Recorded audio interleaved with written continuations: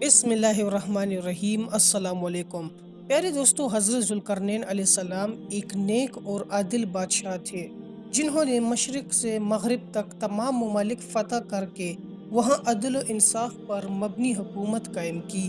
اللہ تعالیٰ نے انہیں بے شمار وسائل اور ہر طرح کے ساز و سامان اور قوت سے نوازا تھا۔ انہوں نے دنیا فتح کرنے کے لیے 3 اطراف میں سفر کیے: مغرب میں ایران سے بحر روم تک، مشرق میں بلوچستان سے مکران اور شمال میں کوہستانی سلسلوں تک۔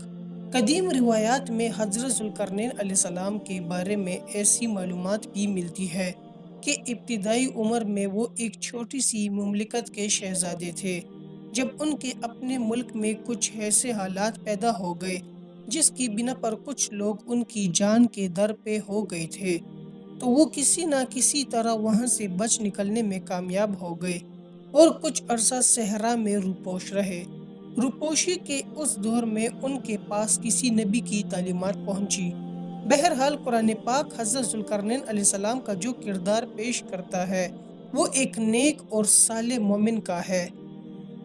دنیا میں حضرت ذوالقرنین علیہ السلام نام کے کئی لوگ مشہور ہوئے اور ہر زمانے کے ذوالقرنین کا لقب سکندر تھا۔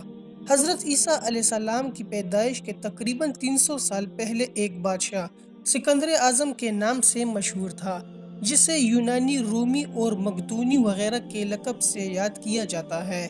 اس بادشاہ کا وزیر اور استاد ارسطو تھا۔ سکندر اعظم 20 سال کی عمر میں مقدونیہ کا نیا بادشاہ بنا۔ 30 سال کی عمر میں مقدونیہ سے نکلا اور پورے یونان کو فتح کرتا ہوا ترکی میں داخل ہوا۔ پھر ایران میں دارا کو شکست دے کر شام پہنچا۔ وہاں سے یروشلم اور بابل کو رونتا ہوا مصر جا پہنچا۔ اس کے بعد اس نے سونے کی چڑیا ہندوستان کا رخ کیا اور پورس سے جنگ کی۔ واپسی پر مکران ہوتا ہوا اپنے وطن مقدونیہ کی جانب روانہ ہوا، لیکن راستے میں اسے ملک الموت نے آ دبوچا۔ یوں وہ صرف 33 سال کی عمر پا کر بختنصر کے محل میں انتقال کر گیا۔ سکندر اعظم نے 10 برس گھوڑے کی پیٹھ پر گزارے اور 17 لاکھ مربع میل کا علاقہ فتح کیا۔ سکندر کے نام سے دنیا میں معروف ہونے والا آخری شخص یہی تھا، کیونکہ اس کی شجاعت اور بہادری کے قصے پوری دنیا میں مشہور تھے۔ چنانچہ بعض مفسرین نے اسے بھی ذوالقرنین کہنا شروع کر دیا تھا، جبکہ یہ شخص آتش پرست اور مشرک تھا۔ تاہم قرآن پاک میں جس ذوالقرنین کا ذکر ہے ان کے مومن اور صالح ہونے پر سب کا اتفاق ہے۔ سورہ کہف میں اللہ تعالیٰ ارشاد فرماتے ہیں کہ ہم نے اسے زمین میں تمام کن عطا کیے اور اسے ہر طرح کے اسباب اور وسائل مہیا کیے تھے، تو اس نے ایک مہم کا سر و سامان کیا۔ حضرت ذوالقرنین علیہ السلام نے اللہ تعالیٰ کی ہدایت کے مطابق اپنے لشکر کشی کا آغاز مغربی علاقے سے کیا اور مختلف ممالک فتح کرتا ہوا بحر روم کے ساحل تک جا پہنچا۔ چونکہ اس زمانے میں دنیا کی حدود کا علم لوگوں کو نہیں تھا، چنانچہ حضرت ذوالقرنین علیہ السلام اس کے لشکر نے بھی یہی خیال کیا ہوگا کہ ہم مغرب میں دنیا کے آخری حصے تک پہنچ گئے اور اب آگے سمندر ہے اور سمندر کے آگے کچھ نہیں ہے۔ ساحل پر انہیں سورج غروب ہوتا ہوا نظر آیا تو اس جگہ کو مغرب الشمس یعنی سورج کے غروب ہونے والی جگہ سمجھی کہ وہ سورج ڈوبنے کی جگہ پہنچ گیا اور اسے دلدل کے چشمے میں ڈوبتا ہوا پایا۔ حضرت ذوالقرنین علیہ السلام ایک فاتح کی حیثیت سے مغربی علاقے میں داخل ہوا تھا اور فتح ہونے والی قوم اب اس کے بس میں تھی۔ یہاں اللہ تعالیٰ کو اپنے نیک بندے کا امتحان لینا مقصود تھا، چنانچہ فرما دیا کہ فتح ہونے والی یہ قوم اب تیرے آگے بے بس ہے، تو چاہے تو اس سب کو قتل کر دے اور چاہے تو ان کے ساتھ حسن و سلوک کا معاملہ کر لو۔ لیکن حضرت ذوالقرنین علیہ السلام اللہ تعالیٰ کے برگزیدہ بندے تھے، وہ ظلم و زیادتی یا بلا وجہ خون خرابہ کیوں کرتے؟ چنانچہ انہوں نے اس قوم کے ساتھ حسن و سلوک کا معاملہ کیا۔ مغربی علاقے سے فارغ ہونے کے بعد حضرت ذوالقرنین علیہ السلام نے مشرقی علاقوں کی جانب سفر کرنے کا منصوبہ بنایا اور ہر ملک فتح کرتا ہوا مشرق کی جانب سورج طلوع ہونے کے مقام تک پہنچ گیا۔ پیارے دوستو، ڈاکٹر اسرار احمد فرماتے ہیں کہ سفر کے اس سلسلے میں تاریخی طور پر مکران کے علاقے تک حضرت ذوالقرنین علیہ السلام کی پیش قدمی ثابت ہے۔ ممکن ہے کہ مکران کے ساحل پر پہنچنے کے بعد انہوں نے وہاں کھڑا ہو کر یہ محسوس کیا ہو کہ اس سمت میں بھی وہ زمین کے آخری حد تک پہنچ گئے ہیں۔ یہاں انہوں نے ایک ایسی وحشی قوم دیکھی جو دھوپ سے بچنے کے لیے کوئی بندوبست نہیں کرتی تھی، نہ مکان نہ خیمے، یہاں تک کہ لباس وغیرہ کے استعمال سے بھی واقف نہیں تھے۔ مشرقی علاقوں کو مکمل فتح کے بعد حضرت ذوالقرنین علیہ السلام نے اس قوم کے ساتھ بھی وہی معاملہ کیا جو مغربی قوم کے ساتھ کیا تھا۔ حضرت ذوالقرنین علیہ السلام نے مغرب کے آخر کو پہنچنے والے علاقے اور مشرق کے آخر تک پہنچنے والے علاقوں کو فتح کرنے کے بعد ایک اور جانب سفر کا ارادہ کیا۔ مفسرین لکھتے ہیں کہ یہ سفر شمال کے کوہستانی سلسلوں کی جانب تھا، یہاں تک کہ وہ دو پہاڑی سلسلوں تک جا پہنچا، جس کی مشرق میں بحیرہ کیسپیئن تھا اور دوسری طرف مغرب میں بحیرہ اسود۔ ان دونوں سمندروں کے ساحلوں کے ساتھ ساتھ دو پہاڑی سلسلے چلتے ہیں، اور اسی پہاڑی سلسلوں کے درمیانی راستے سے یاجوج ماجوج اس علاقے پر حملہ آور ہوتے تھے۔ وہاں کی رہائشی لوگ حضرت ذوالقرنین علیہ السلام کی زبان سمجھنے سے قاصر تھے، اور اسی طرح حضرت ذوالقرنین علیہ السلام اور ان کا لشکر بھی ان لوگوں کی زبان سے آشنا نہیں تھا۔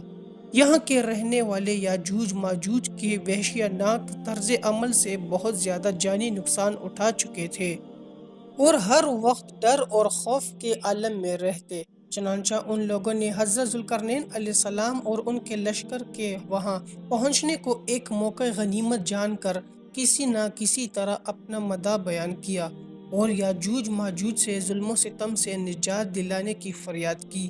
صحیح بخاری کے مطابق نسل انسانی میں یاجوج ماجوج دو وحشی قومیں ہیں، ان کی تعداد دوسرے انسانی نسلوں کے مقابلے میں زیادہ ہوگی اور انہی سے جہنم کو زیادہ بھرا جائے گا۔